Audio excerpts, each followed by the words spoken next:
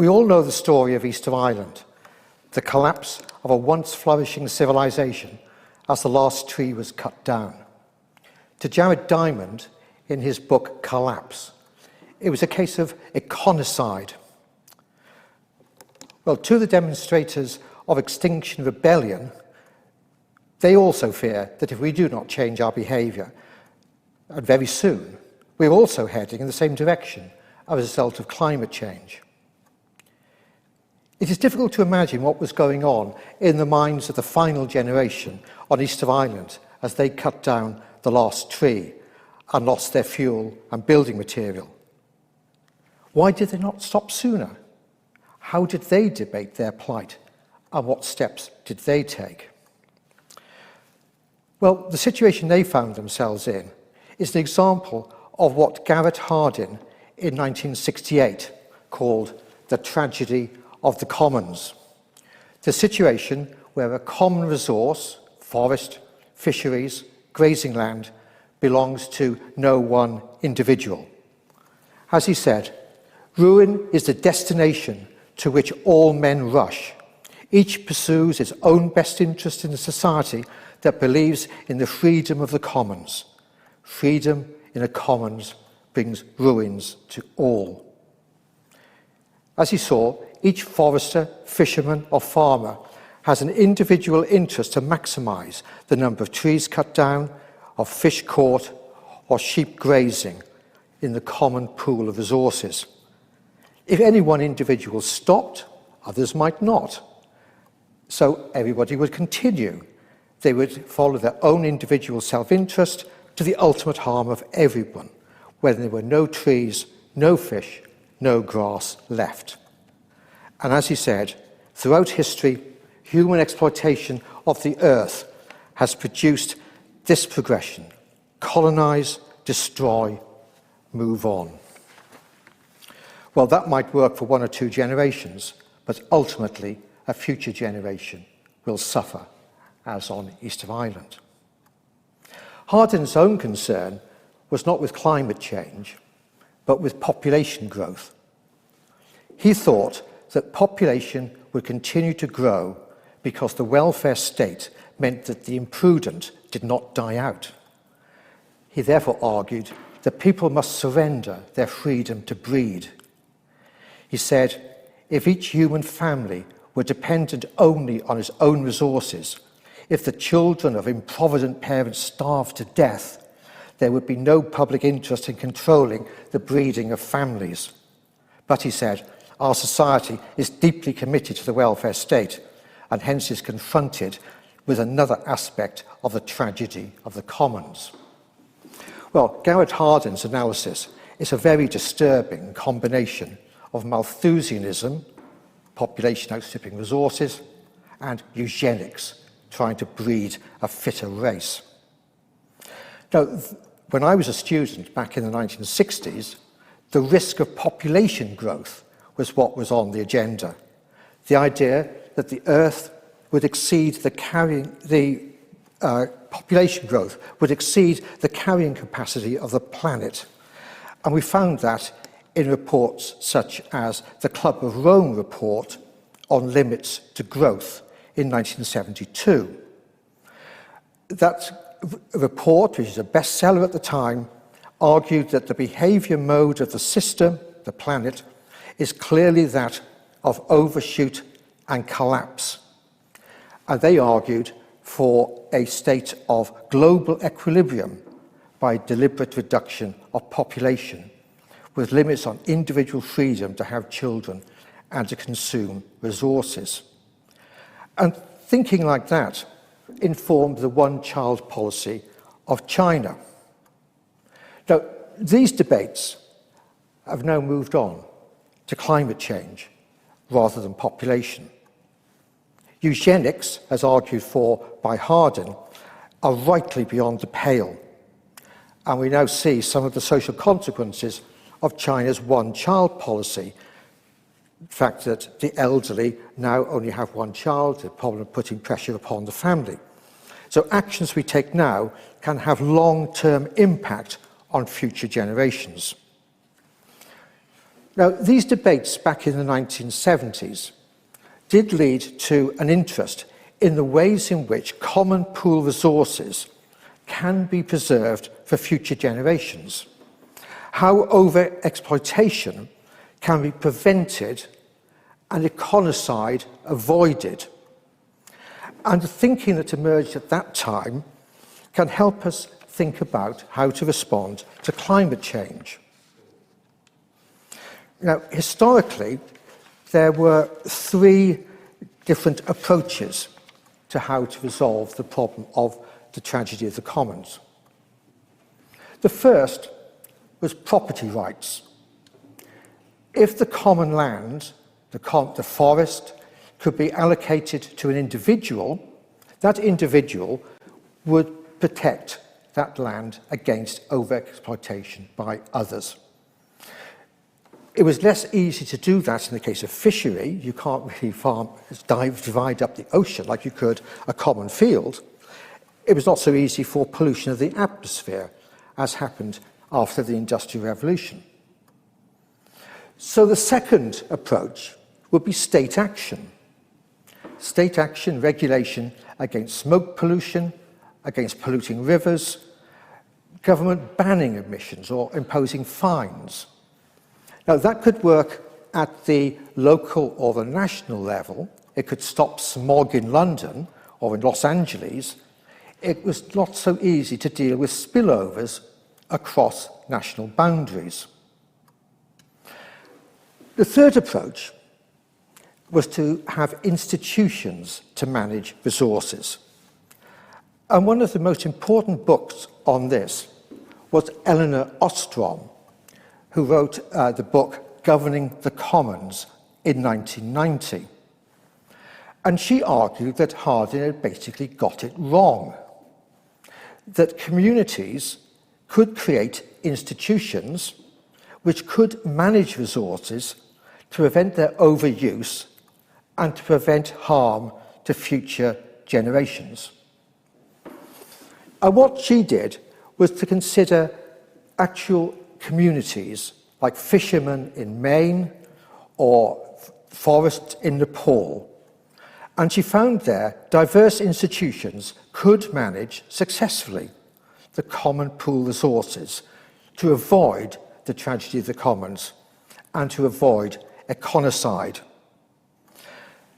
Now, she found that success in creating such institutions depended upon a number of factors. And I'll come back to these later on in the lecture because these factors are also important in trying to mitigate climate change. So success would depend upon, first of all, the ability to exclude external people who are not entitled to the common resource. Secondly, the size of the resource system itself mattered. If it's a moderate territory, you could more easily self-organise than if it was large scale.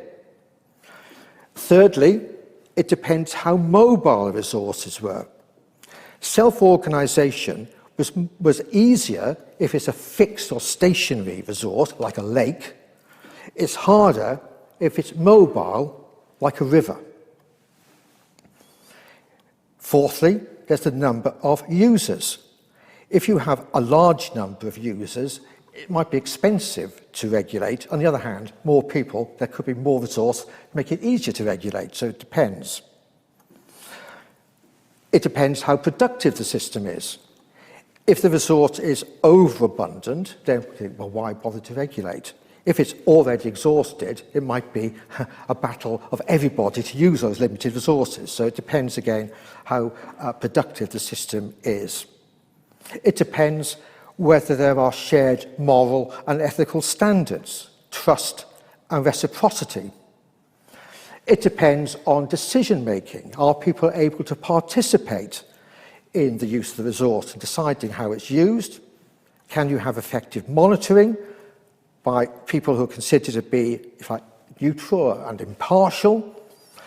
Can you have sanctions against those who violate community rules? And are there mechanisms for conflict resolution which are cheap and of easy access? Now, if we take those different approaches, those three possible solutions to the tragedy of the commons, we can see that they are actually all difficult to apply to the issue of climate change. The first option of private ownership is problematic. Can property rights in the atmosphere and in the future of the planet be established? Well, probably not. Secondly, state action.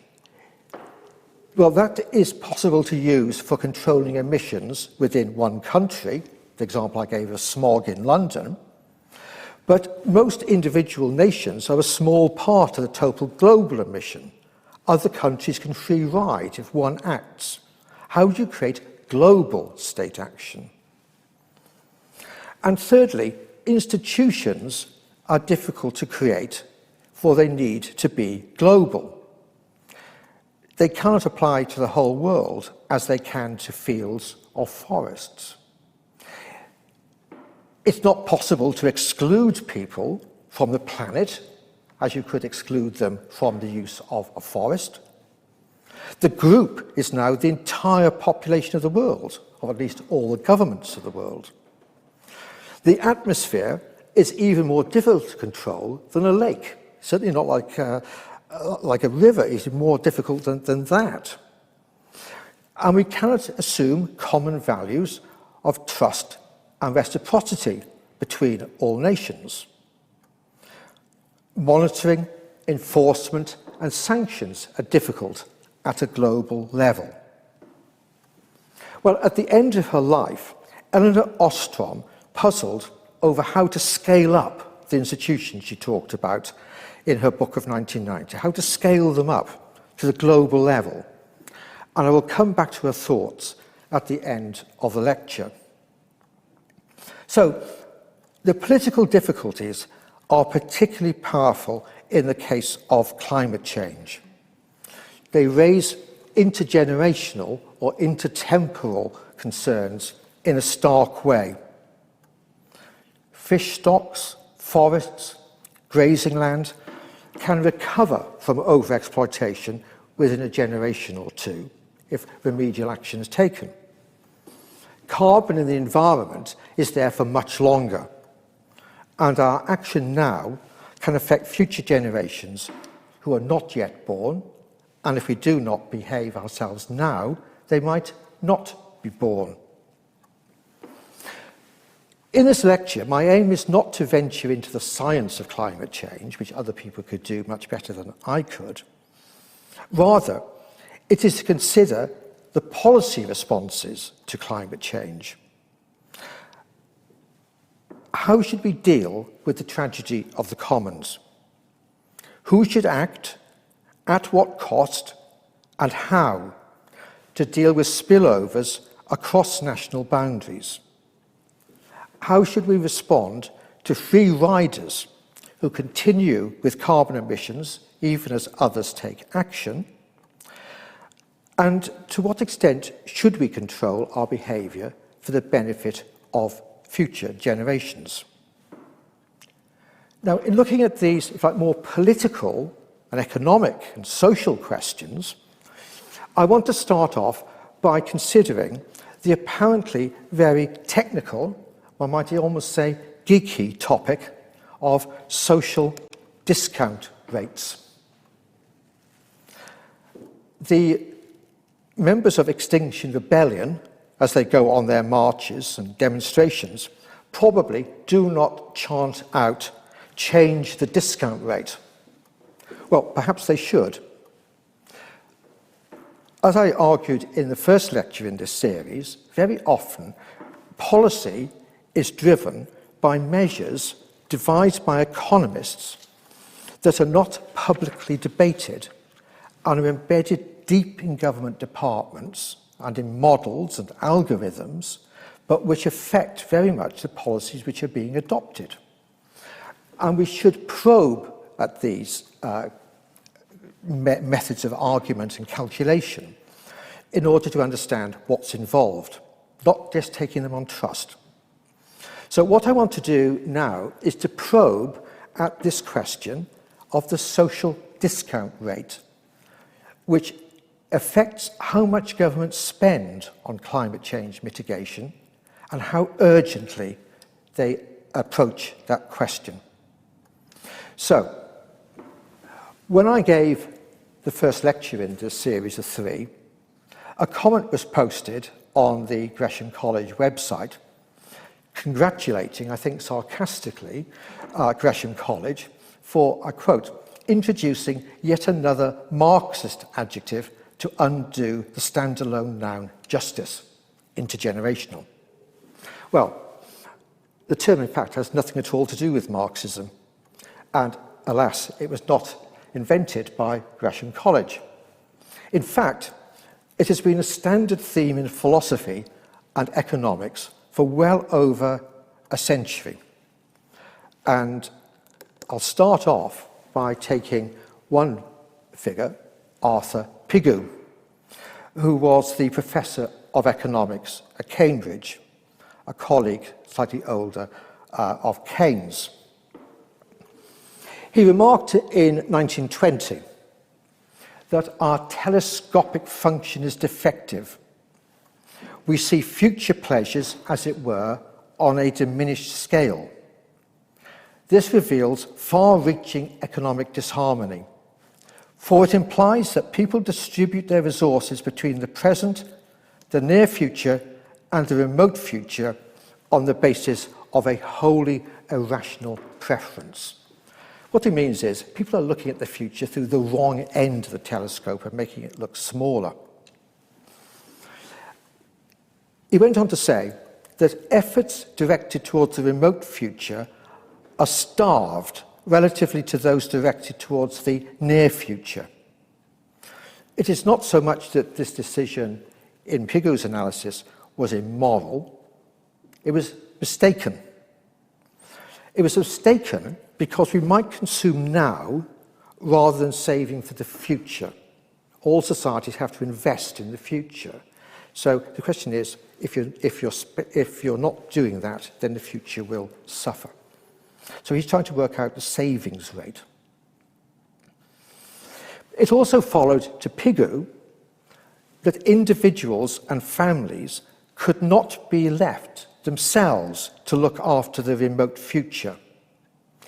As he said in 1924, the state should protect the interests of the future in some degree against our preference for ourselves over our descendants. Now, his line was taken up by another Cambridge academic, intellectual, Frank Ramsey. They were both fellows of King's College, Cambridge. Frank Ramsey was a Cambridge mathematician, economist, and philosopher who very sadly died in 1930, shortly before his 27th birthday. And this is a warning for anybody who goes to Cambridge: don't swim in the River Cam, because he probably died from Weil's disease caught from the river. He was a colleague of Keynes and of Wittgenstein, friend of both of them, and in many people's eyes, he was a greater economist or philosopher than either of those men. His article of 1928, A Mathematical Theory of Saving, is still a foundation stone of how we think about these issues. He started his article with the deceptively simple question: how much of its income shall a nation save? Now, this is an intergenerational or intertemporal issue. If we consume a lot now, we are not setting aside enough savings for investment that will benefit the future. On the other hand, if we save too much, we hold down our current enjoyment, and we might actually be producing excess savings which will not have profitable outlets and therefore will not benefit either ourselves or the future as much as it might. The question is where to draw that line between present consumption and saving, which will help the future. So it's a very important issue which is fundamental to economics. Now, Ramsey argued that, in fact, we should not discount later enjoyments in comparison with earlier ones. He said it is ethically indefensible and arises merely from the weakness of the imagination. So we don't discount the enjoyments of future generations. We don't look through the wrong end of the telescope. He went beyond Pigou. He said neglecting the remote future was not only mistaken, but it was immoral and unethical.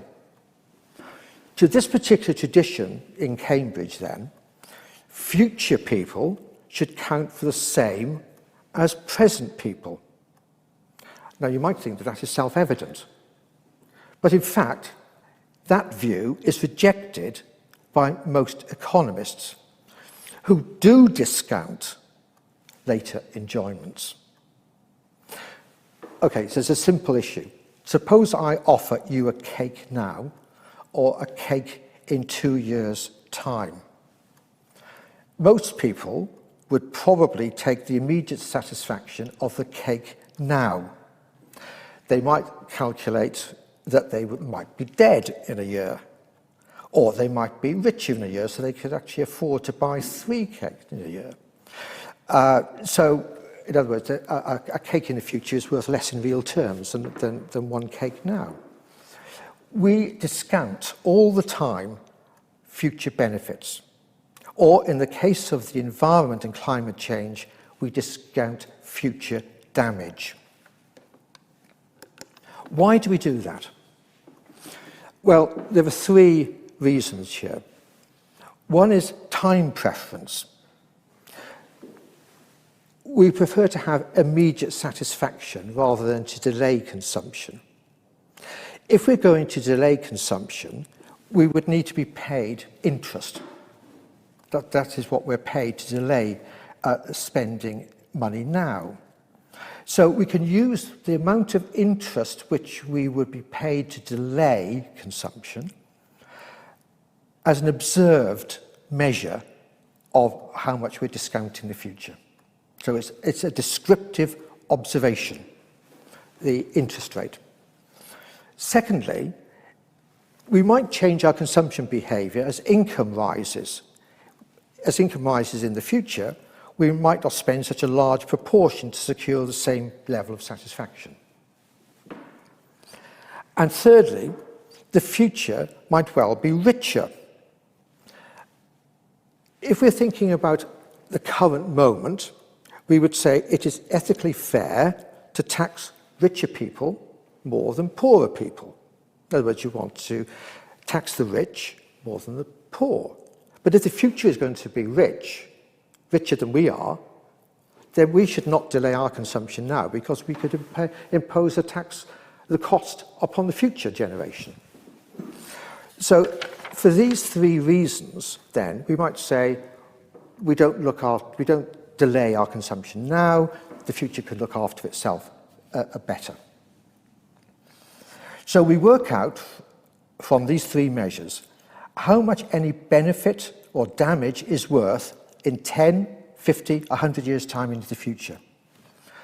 This intergenerational calculation is not Marxist.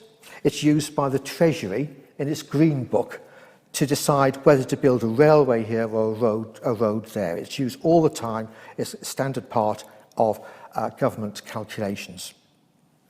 Now, by this stage, you're probably wondering, what on earth has this got to do with climate change?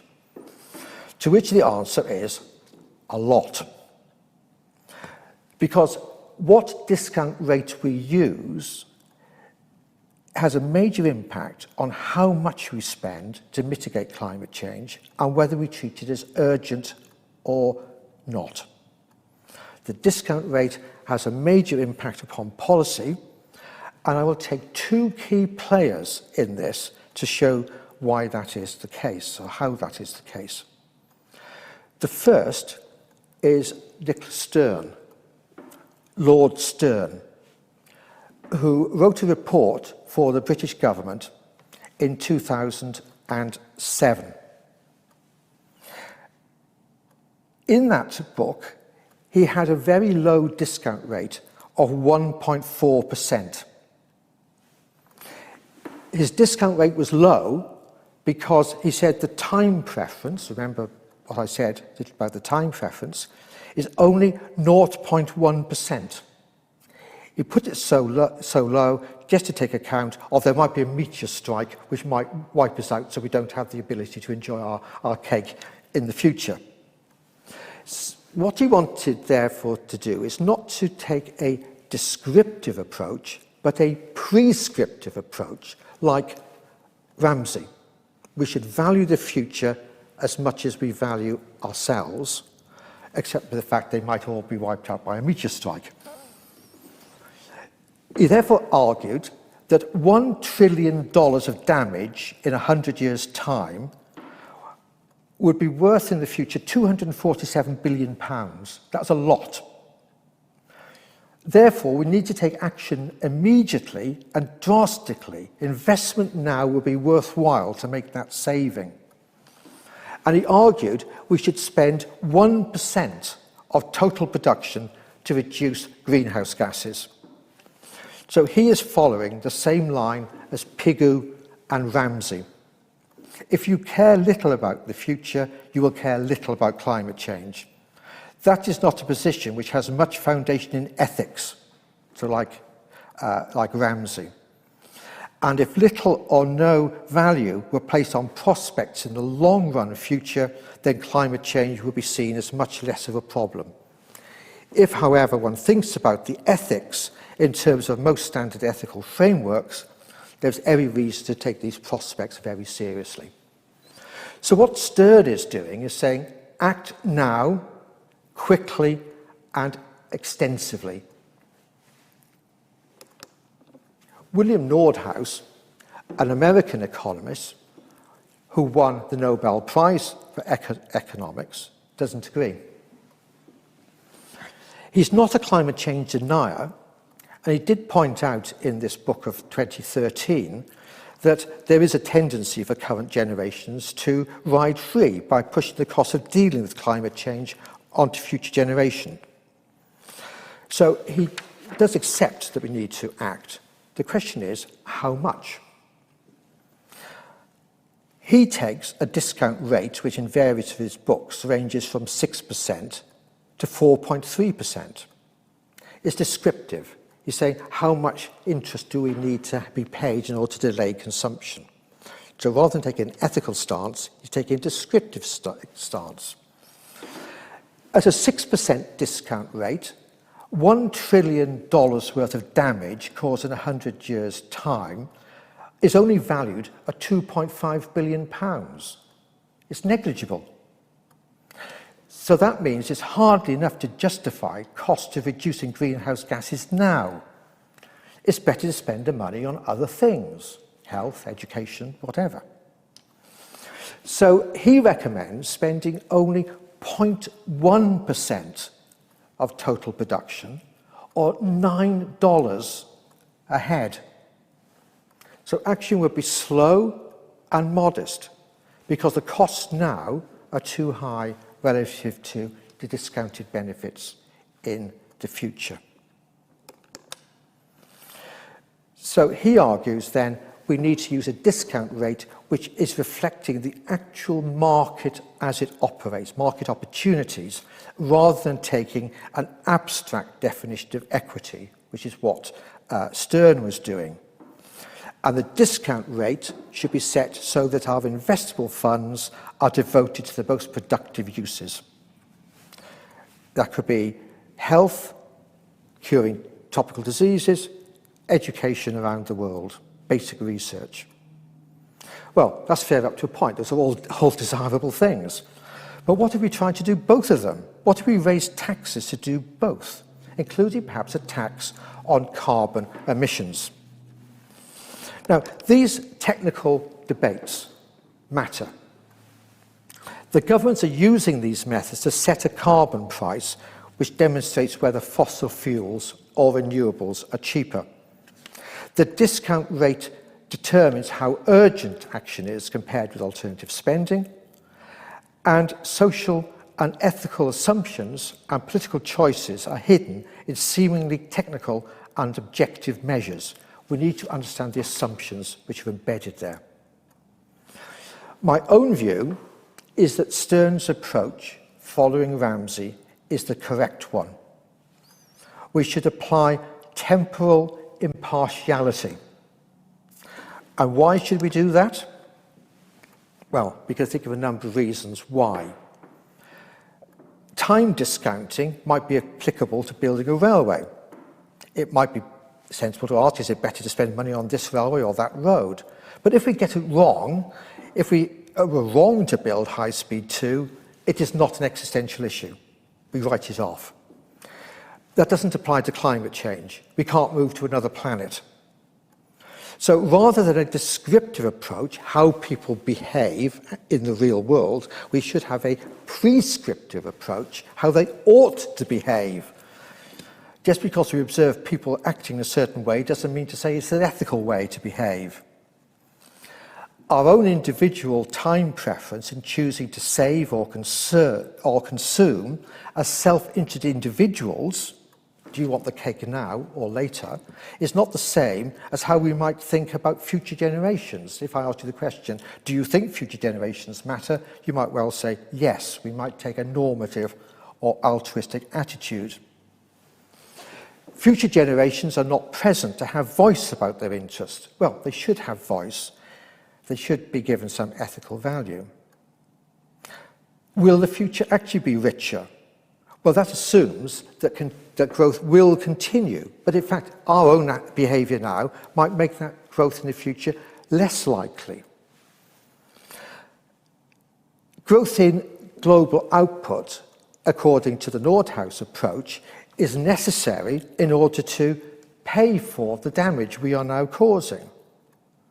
But what if the future doesn't grow so much?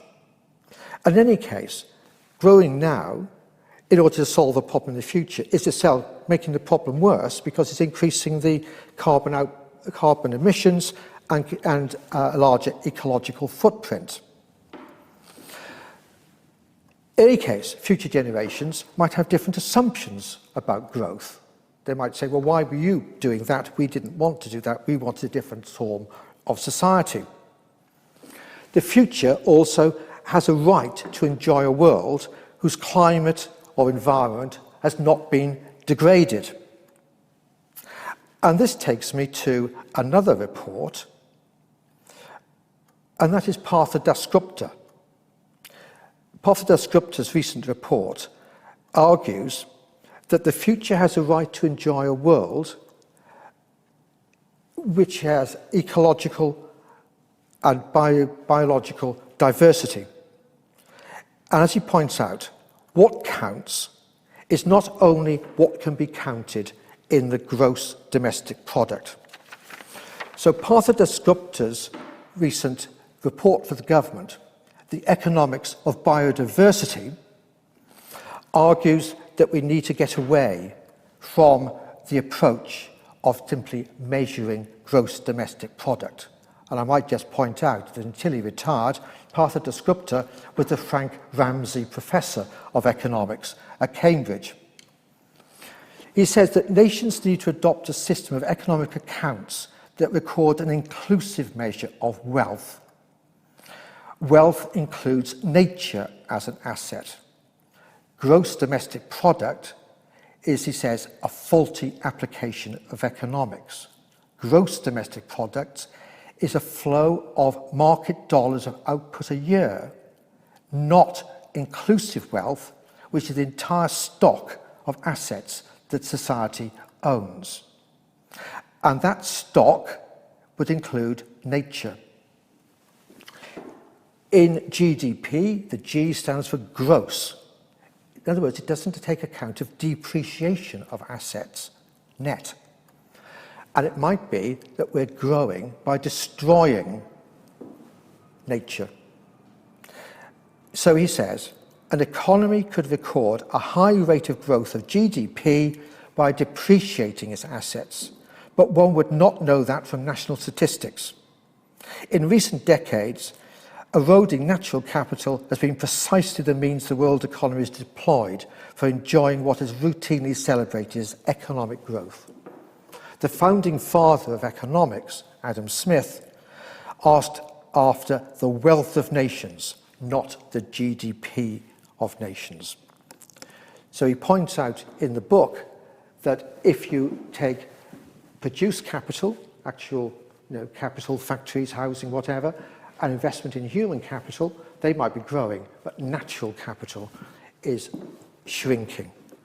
So he says that what we need to do is to change our attitudes so that, if you look at this diagram here, which is from his book, you embed the economy in the biosphere. The economy is not external to the biosphere. So he's arguing for fundamental change in the way of understanding the economy. So my message so far is this: don't be fooled by technical economics and highly mathematical models. Always ask what are the assumptions upon which the argument rests. Economics is not physics, it's ideology. Now, if we agree, as I hope you do, that immediate action is needed on a large scale, what policies could we use? Well, I don't have time to go through all of these, but if you look at the literature, there are different approaches. One is adaptation. We just accept the climate is going to change, we adapt to it. We live with the changes, but I think that's rather doubtful. Geoengineering. We intervene to reverse the impact of carbon emissions by sequestration, carbon capture. Well, that is advocating untested and costly solutions which might have harmful unintended consequences. We can change our personal behaviour. Well, perhaps we should change our personal behaviour, but this can also be a way of deflecting from desirable systematic change by saying it's all the fault of Bill Gates for flying in his private jet, or that we go, if we were allowed to, jetting across the world on holiday. The real issues come down to supply or demand side. The supply side is to ban pipelines, ban fracking, ban petrol cars or gas and oil burners in a new house. It's a regulatory response. The other approach is to have a demand-side approach by pricing carbon. Now, very often, that approach is denounced by progressives, by Extinction Rebellion, by the supporters of the Green New Deal, as being neoliberal. And neoliberal is a bad thing in their eyes. So what I now want to turn to is, should we use price signals? Should we use that demand-side approach? Now, I said a moment ago that the word Marxist is often used to criticise an approach. This has nothing to do with Marxism. It's a way of just denigrating an approach you don't like. Well, equally, the term neoliberal is used by progressives as a catch-all term to reject ideas that might in fact be entirely sensible. And I think this is what has happened over the idea of a carbon tax, or what is called cap and trade. In 2013, William Nordhaus argued for both a carbon tax and for cap and trade schemes. Now, having criticised him earlier on, I think in this sense, he's right. His central point is that we need to raise the price of carbon. At present, emitters of carbon dioxide are dumping carbon into the atmosphere free of charge. We need a level playing field against their behaviour, to rectify their behaviour against zero carbon users. And as he says, the most effective incentive is a high price of carbon. So we could have a carbon tax, that is, a tax upon firms and households for the amount of carbon that they emit. The alternative is cap and trade. A country sets a cap to its total amount of carbon emissions and then issues permits to emit up to a certain amount. So a firm is given a permit up to a certain amount. If it reduces emissions, it can then sell those permits to the highest bidder, who is not able to reduce the emissions. That will lead to the most efficient outcome. It was used in the United States in 1990 for sulfur emissions. It was used then by the European Union in its emissions trading scheme, and when the United Kingdom left Brexit, we set up in this country our own United Kingdom emissions trading scheme on the 1st of January this year. Now, the attraction of the carbon tax is that the revenue goes to the government and not, as in cap and trade, being a trade between emitters. Also, in the carbon tax, the price is more constant, whereas under the trading scheme it varies according to the buying and selling of permits on the market. So a carbon tax gives revenue, and it also gives you a more consistent price signal. Nordhaus thinks that either approach is better than any other. He said the price of carbon signals to consumers what goods and services are carbon intensive. It provides incentive to producers to move to low carbon technologies. It provides incentive to inventors and investors to develop new technology. He argues that setting a hard target, just a target for emissions, as in the Paris Climate Change Agreement, is not as effective as a cost-benefit analysis as a price signal. Now, he suggests a carbon tax of $25 a tonne. Now, as you might imagine from his earlier analysis, that is on the low side. It's lower than many others propose. So, he's in favour then of a carbon tax to reduce undesirable activity. Why are progressives not always in favour of it? Well, partly because of the way he then goes on to justify the carbon tax. It makes the progressives uneasy, because he sees the carbon tax as a way of getting rid of inefficient government regulation. In other words, it's hostile to the state.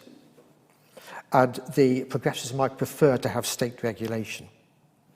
But also, he says, the revenue from the carbon tax can be used to reduce fiscal deficits and reduce other taxes. And he says it's an ideal policy for a true conservative, because it's going to preserve the planet with economic incentives and minimal government intervention. As he says, we can effectively slow global warming in a conservative way. But in fact, the supporters of the Green New Deal want to slow global warming in a progressive way by having a more activist state. Nordhaus thought he would please fiscal conservatives and environmental activists. Indeed, carbon pricing was supported by all the Republican former chairs of the United States President's Council of Economic Advisors. But in fact, it could split as well as divide. You find that on the right, the Koch brothers, funders of the Tea Party, opposed carbon tax. They were in cahoots with coal mines and oil companies, which thought this was designed against them. And on the other hand, on the left, some people were against the carbon tax because they said it was a neoliberal agenda. Now, a few countries have adopted a carbon tax. Canada has. It has a tax of $15, rising to $38 by 2022. But Bernie Sanders, before the last presidential election in America, rejected carbon pricing. It's not part of the Green New Deal. 600 environmental organisations wrote to Congress in 2019 supporting the Green New Deal, but they said, we will vigorously oppose any legislation that promotes corporate schemes that place profits over community burdens and benefits, including market-based mechanisms such as carbon and emissions trading and offsets. Now, I think that was foolish, that this indeed is a way in which one can try to shape behaviour. Same thing happened in Australia.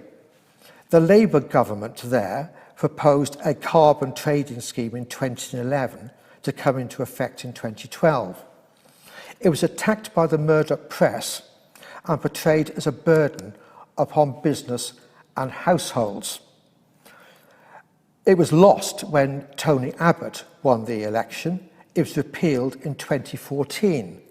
And the Greens in Australia voted against the carbon tax because it was seen as some neoliberal activity.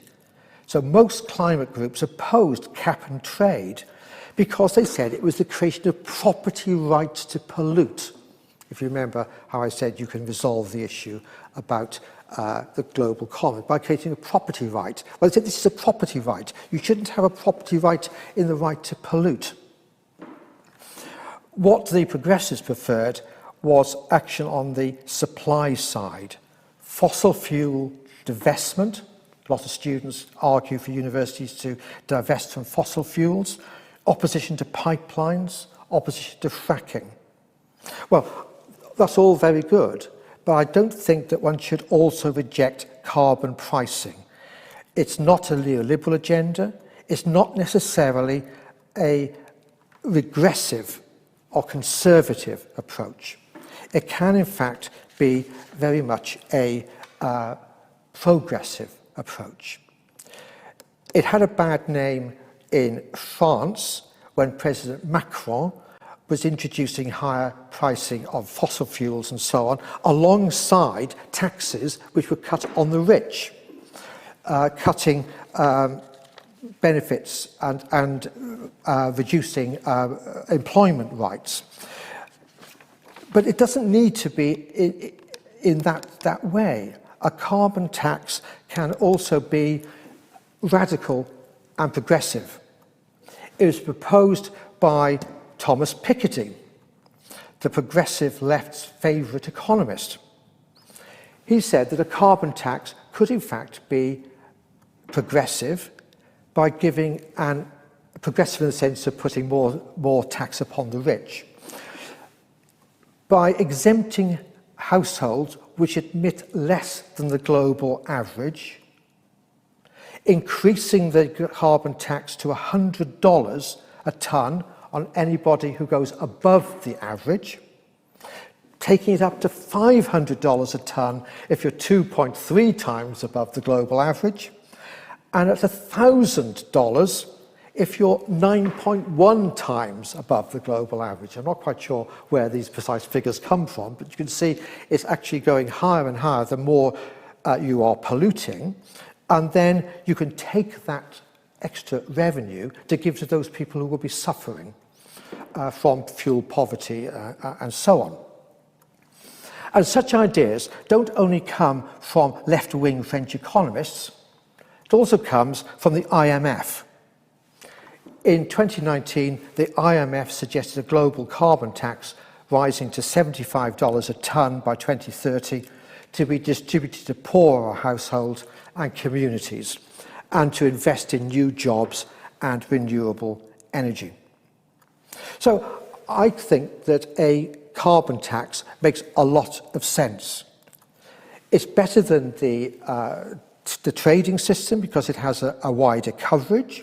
It can be used to compensate losers. The big issue is how to make it politically acceptable. And as this graph here shows, that the percentage of people who support the tax drops very, very rapidly, and most people only pay quite a modest level of tax. On that graph, it comes out as majority support would be in the range of $2 to $8, which is not enough. So perhaps this is an area where there should be a focus of the radical Green New Deals, but how to make people accept a higher level of global taxation, how to create a support for that. Now, I'm going to conclude by looking at one final area, which is coming back to what I was arguing earlier on from Ostrom. How do we try to create collective action for the global commons? At what level should we act? Now, I said it's more difficult to do this, to create the organisational forms for global action on climate change. Securing international agreement has not been easy so far, and existing multilateral organisations like the World Trade Organization have actually been weakened. So what can we do? And that is the question that Eleanor Ostrom considered. So just a few reflections on this. Now, there have been some attempts at global action, one of which is called REDD+, reducing emissions from deforestation and forest degradation, REDD+, which was completed at the UN Climate Change Conference, COP21, in 2015. Now, deforestation is a major contributor to global emissions, and forests like the Amazon are a major sink for carbon. So the idea here was that people go out and they create a benchmark, a threshold, by looking at the rainforest. They established a reference baseline. You set a target, then you monitor against that target, you report the results, you verify the results. But then, when we get on a plane and we fly somewhere, we can have a carbon offset to put the money into this system. Countries which are trying to meet their national targets set by the Paris Climate Agreement can use it then to fund this system to keep the rainforests going. Now, there are shortcomings with this. How do you set the reference level? How do you measure it? How do you safeguard indigenous communities? How do you make sure there's not leakage? Instead of using timber, you may use cement, which is even worse. The funds are modest, and really it all depends upon local decisions about how land tenure is used here, how politics plays out in the Amazon. So, but there have been discussions then about this sort of change, this global initiative through COP, which is going to be in Glasgow perhaps later this year, the commitments of Paris, REDD+. But what Ostrom says is that, in fact, we shouldn't just think about this as top-down imposition. The problem with the top-down imposition is it will lead to reaction against it. So when the IMF said there should be a tax of $75 a tonne on carbon emissions, the immediate result was outcry by Scott Morrison, the Australian Prime Minister, against what he called an unaccountable internationalist bureaucracy, which seeks to elevate global institutions above the authority of nation-states to direct national policies. And again, you might imagine what Bolsonaro would say, well, he did say to Macron, when Macron said, stop cutting down the rainforest of the Amazon and I will give you compensation. Bolsonaro said, go away, and why don't you go and put the whole of France back under trees, which you cut down in the past. Now, it's very difficult to deal with this sort of issue. What Ostrom argues is don't start at the top. Think globally and act locally, as the phrase is. The approach, he says, should be polycentric. What you should do is start at the local level. The global level won't work. It's too complex. You're not going to get buy-in. There are too many actors. There are too many interests. Global solutions might help somewhat, but what we need to do is to think about what level can you get that sort of institutional support, commitment that she talked about. So local action can have a global impact. Actions generating emissions occur at all levels, households, businesses. Action should be as close to events and actors as possible by creating cooperation at diverse levels, where you can create mutual trust. So what she's arguing is start at the local, build up. I would also add to it carbon taxes, and those carbon taxes can go alongside interventions by international institutions, So if one country reduces its emissions by using a carbon tax, but another country does not, and is selling its commodities to the country which has reduced, that country which is importing those goods could impose a border tax upon the carbon that is contained in the goods which are coming. That can be controlled, regulated by the World Trade Organization, which the new Director General of the World Trade Organization is supporting. So we can have global action, but it needs to be considered within what Ostrom calls his polycentric approach, all levels. Now, what is my conclusion to this argument? Well, my argument is as follows. We need social science as well as climate science if we are to take effective action. We should follow Frank Ramsey. It is ethically indefensible to discount later generations which should count for as much as us. That implies spending a larger sum immediately. In measuring harm and growth, we should include natural capital. It is not enough to say that the future will be richer in terms of gross domestic product, which is an inadequate measure. We should not reject the use of price signals through carbon taxes. They're not necessarily neoliberal projects. They can be progressive projects. And action needs to be at all levels. But in considering local action and compliance, we should also encourage global agreement on monitoring border taxes to make sure that there are not free riders on the system. And we need then to act to help future generations. Unfortunately, we will not be there to receive their gratitude. But ethical behaviour now should be its own reward. Thank you.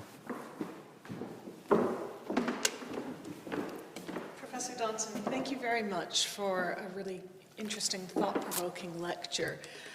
It has provoked some questions in our online audience, yes. So if I could just direct a few of those to you. We will try to get to most of the questions. We may not make them all, but let's give it a go.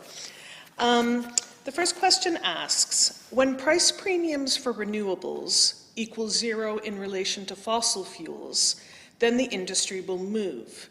So is government funding essential, or do we rely on private enterprise?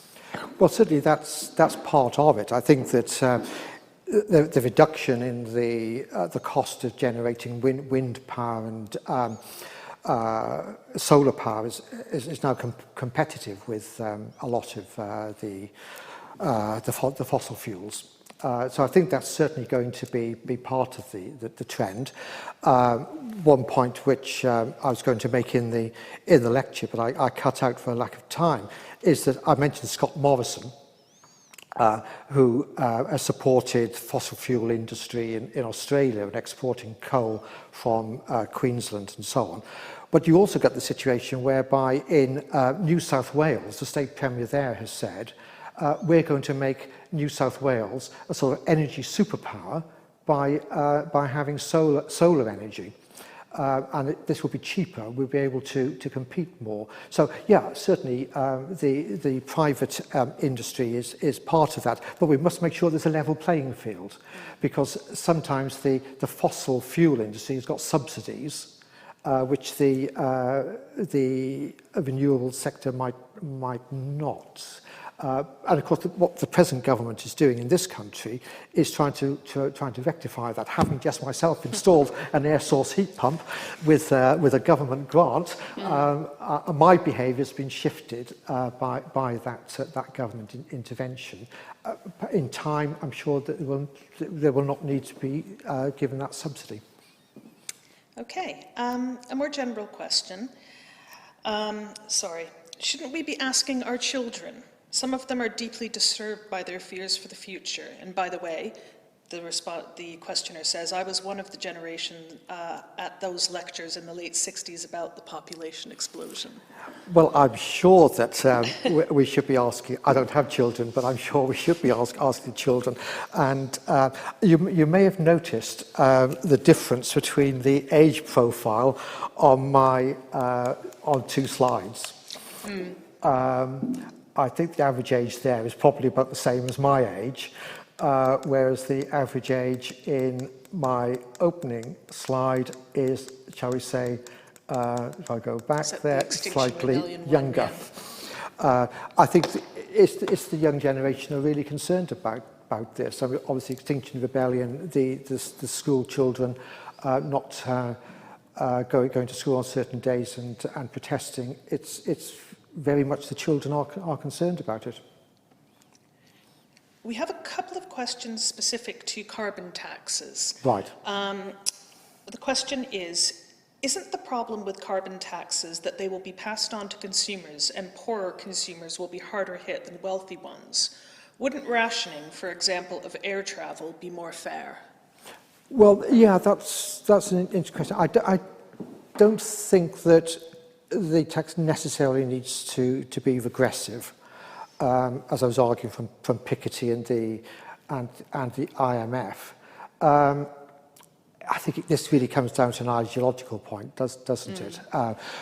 What you feel. I mean, Nordhaus wants to get rid of regulation and state action. He wants us to ration our behaviour by price signals, and there's a lot to be said for that. I suppose you could say.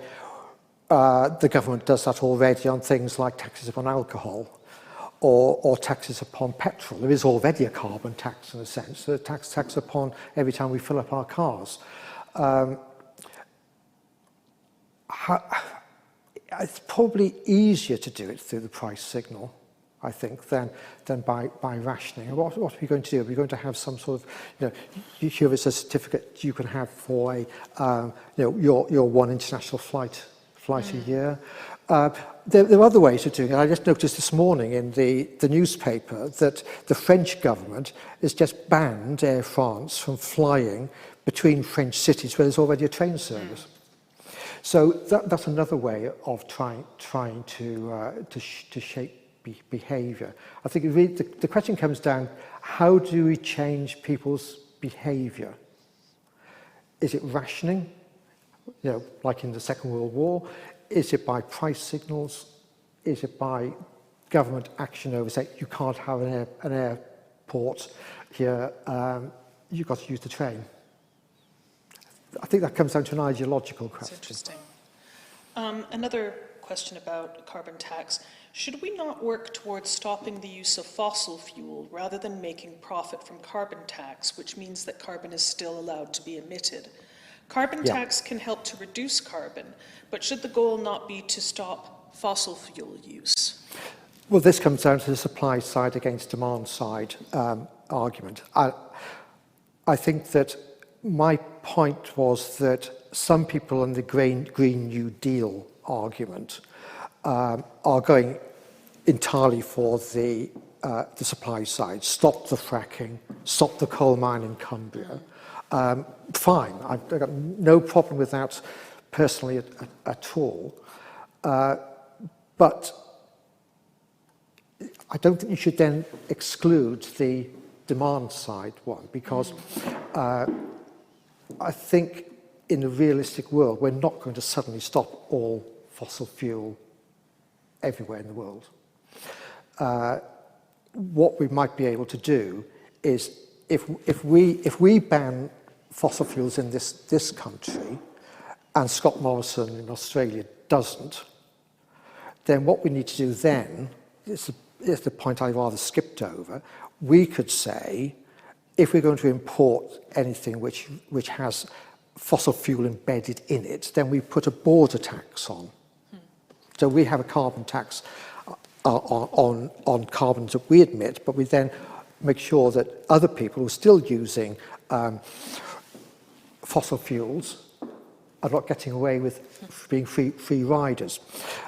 And of course, this is a big issue with China, because I think the figure that I saw most recently was 58% of Chinese electricity generation is still from fossil fuels. Now, they're switching very rapidly, but I think we need to try and compensate for that by having using the carbon tax. And you also do need to have some fossil fuels, unless I'm mistaken, for things like making steel. So we're not going to get away from it completely. So I think we need an eclectic mix. We need both supply side and demand side.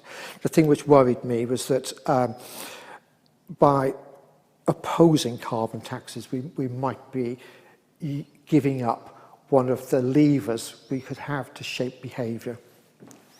And one last question. The discount rate does not take account of technology improvements. For example, battery costs reduced 80% over the last 10 years. Yeah. It's more, I guess that's more of an observation than a question. Well, I think that I think that's why. I mean, I think it's a very interesting question about batteries. I wish I knew more about it. I have colleagues in Cambridge who work on this, so I try to keep up with it.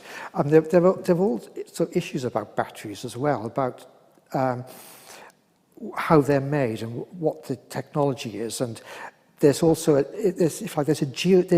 geopolitical issues behind this as well. I'm not a physicist or an engineer or a chemist or that, but if you think about what is going to happen, a lot of rare earths and so on used in lithium and whatever and cobalt for batteries are coming from the Congo. So you've got a failed state, and you've also got major Chinese investment. China is making a rapid transition to battery technology. I think they're the major producer of electric cars. They're going to benefit in the longer term. So other people are going to lose. So countries which are fossil fuel producers, where a large part of their revenue comes from the generation of oil and coal, will lose out. So it's going to be a geopolitical impact of these technological changes. I think that, again, this is why I say we need to have social science and political science thinking about these issues as well as the technologists.